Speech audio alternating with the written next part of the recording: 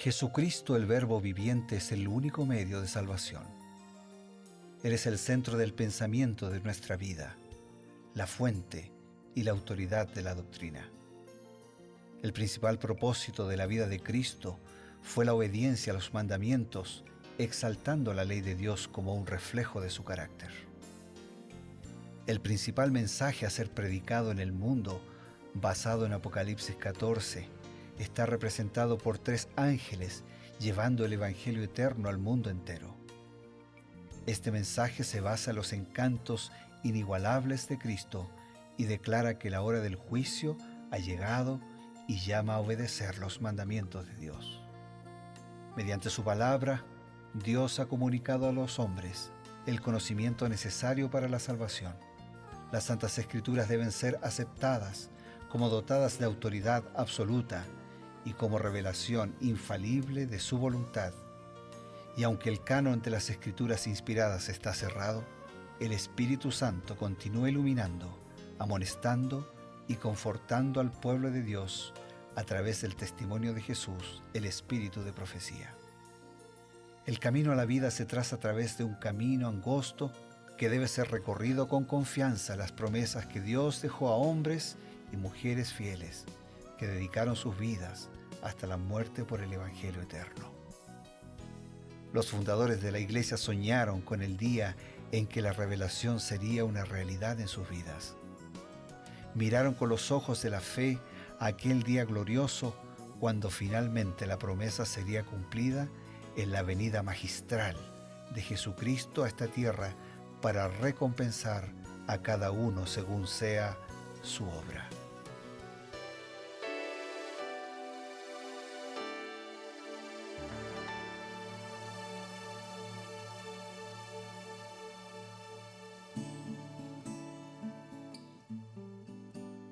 Qué grato es encontrarnos cada día en este programa Creed en sus profetas. Estamos en Nuevo Tiempo, su canal de esperanza, para ofrecerles el consejo inspirado para tener un diálogo abierto, sincero, pero sobre todo un diálogo basado en la palabra de Dios y en los escritos inspirados. Nos encontramos con la ayuda, el apoyo siempre oportuno del pastor Bruno Razo, líder de la División Sudamericana, la Iglesia Adventista en el territorio de Sudamérica. Muchas gracias, Pastor Ever, y no estamos solos. Bueno, estamos con todos nuestros amigos de las cámaras y nuestro director, pero sobre todo estamos con todos ustedes que día a día nos encontramos para buscar juntos, profundizar nuestro conocimiento y nuestra práctica de ese conocimiento que se origina en Dios y su palabra. Hoy, Primera de Reyes, capítulo 9. En Primera de Reyes, capítulo 9, nosotros encontramos que Dios está confirmando su pacto con Salomón. En los días pasados hemos visto cómo Dios fue bendiciendo de manera muy directa, muy abierta, muy visible a este gobernante joven que estaba dispuesto a hacer la voluntad de Dios, pero que él necesitaba una confirmación, ¿no? En sus primeros años realmente Salomón mostró mucha sabiduría, que fue lo primero que había pedido, y entonces Dios confirma su pacto con Salomón. ¿Cómo nos amplía la inspiración este aspecto? Elena de White, en Profetas y Reyes, su libro dice así: el rey había hecho cuanto estaba en su poder por alentar al pueblo a entregarse por completo a Dios y a su servicio y a magnificar su santo nombre. Y nuevamente, como sucediera en Gabaón al principio de su reinado, recibió el gobernante de Israel una evidencia de la aceptación y la bendición divinas. En una visión nocturna, el Señor se le apareció y le dio este mensaje: yo he oído tu oración y he elegido para mí este lugar por casa de sacrificio. O sea, Dios renueva un pacto con Salomón y Salomón renueva un pacto con Dios. ¿Basado en qué? Se había entregado por completo a Dios, al servicio de Dios y a magnificar el nombre de Dios. Entonces, cuando uno se entrega al servicio de Dios, cuando uno entrega la vida primero a Dios para reconciliarse con Dios, ya que el pecado nos divide, cuando uno renueva el compromiso de servicio y cuando lo que quiere hacer es vivir para magnificar, para exaltar, para glorificar, para dar todos los aplausos a Dios, estamos en las mejores condiciones de recibir nuevas y mayores bendiciones. Sin duda. Ahora, ¿por qué era importante para Salomón recibir una evidencia más de la aceptación y la bendición divinas? Elena de White dice así: si Israel hubiese permanecido fiel a Dios, aquel edificio glorioso habría perdurado para siempre como una señal perpetua del favor especial de Dios hacia su pueblo escogido. Dios declaró: y a los hijos de los extranjeros que se llegaran a Jehová para ministrarle y que amaran el nombre de Jehová para ser sus siervos, a todos los que guardaran el sábado de profanarlo y abrazaren mi pacto, yo los llevaré al monte de mi santidad, los recrearé en mi casa de oración. Sus holocaustos y sus sacrificios serán aceptos sobre mi altar, porque mi casa, casa de oración, será llamada de todos los pueblos. Entonces, ¿por qué era importante? Porque restablecía la armonía con Dios, claro, reubicaba las prioridades de la vida, recuperaba y fortalecía el culto y la adoración a Dios, y esa experiencia nueva de adoración, de compromiso y de pacto era al mismo tiempo un recurso de proyección misionera para los demás. Fíjate que es la criatura la que vive en egoísmo, ¿no? Claro. Dios siempre conjuga el verbo dar. Juan dice: de tal manera amó Dios al mundo que dio a su Hijo unigénito. O sea que Dios quería bendecir al pueblo para que a través de esa bendición los demás pueblos fuesen bendecidos. Por eso quería que su casa sea llamada casa de oración para todos los pueblos. Y nosotros nunca podemos despegar esto. O sea, Dios me bendice para bendecir. Dios tiene un pueblo, Dios tiene una iglesia, Dios tiene una familia, pero Dios quiere y actúa por todos. Dios tiene un rebaño, Dios tiene unas ovejas, pero Él considera sus ovejas también a los que están fuera de ese redil. Y por eso actúa por ellas, trabaja por ellas y busca a ellas. Más, cuando la Biblia ilustra con ese tema, dice que Dios no se conforma siquiera con tener 99 ovejas seguras y una solita. Después de todo es un buen porcentaje, ¿no? Perder uno de 99.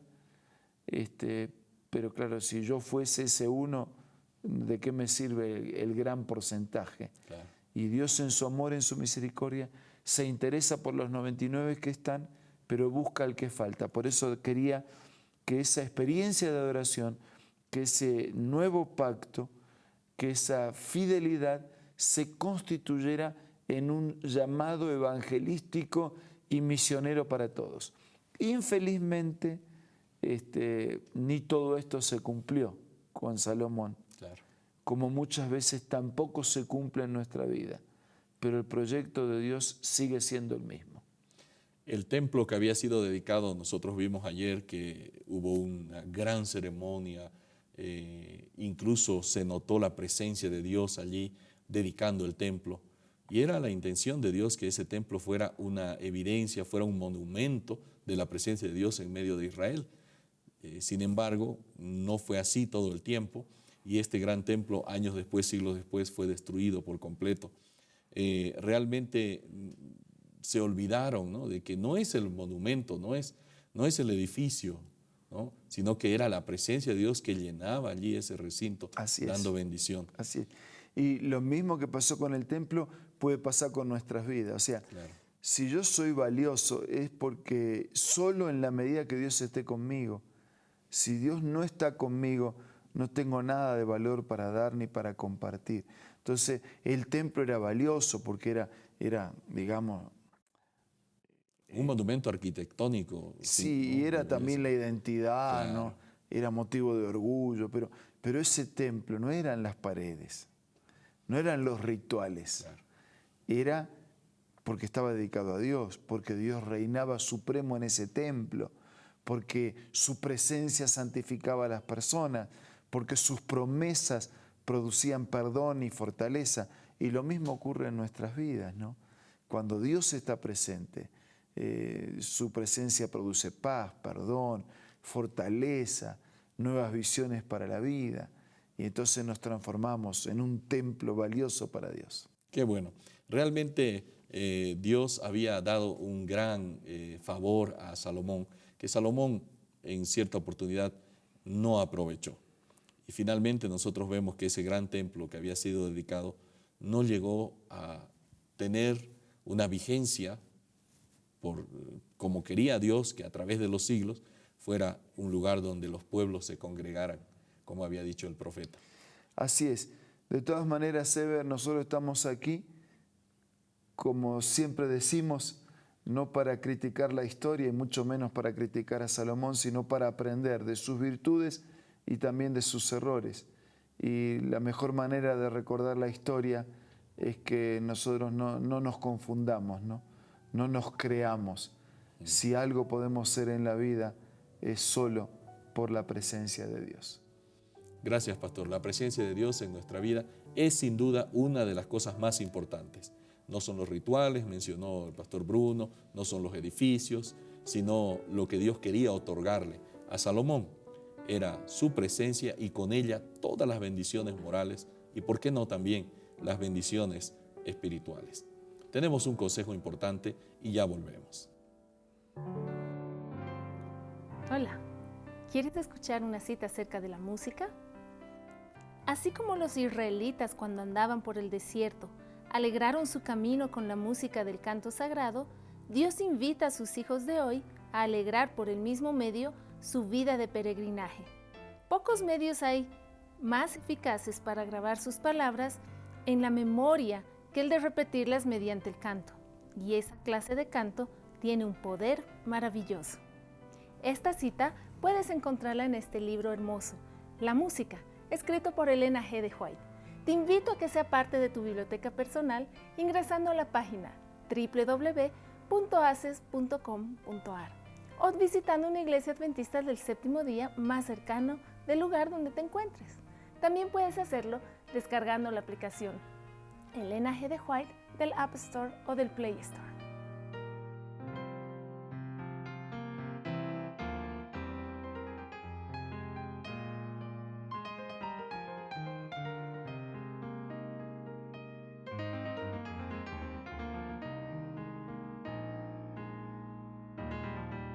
Agradecemos a Dios porque este diálogo tan enriquecido con la palabra de Dios, con el consejo inspirado, nos motiva. Y vamos ahora a recibir una invitación especial también y por supuesto la bendición de Dios. Yo diría que la victoria de otro no me sirve para mí más que como un ejemplo, una influencia. Yo diría que la victoria mía de ayer no me sirve para hoy. Yo necesito mantenerme victorioso y permanecer victorioso. Y eso solo es posible cuando estamos unidos permanentemente al Señor. Salomón tuvo experiencias maravillosas, pero también tuvo momentos de experiencias que hubiese sido mejor no vivir.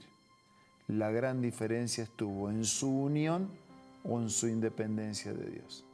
Por eso los invito de corazón a mantenernos permanentemente unidos a Dios.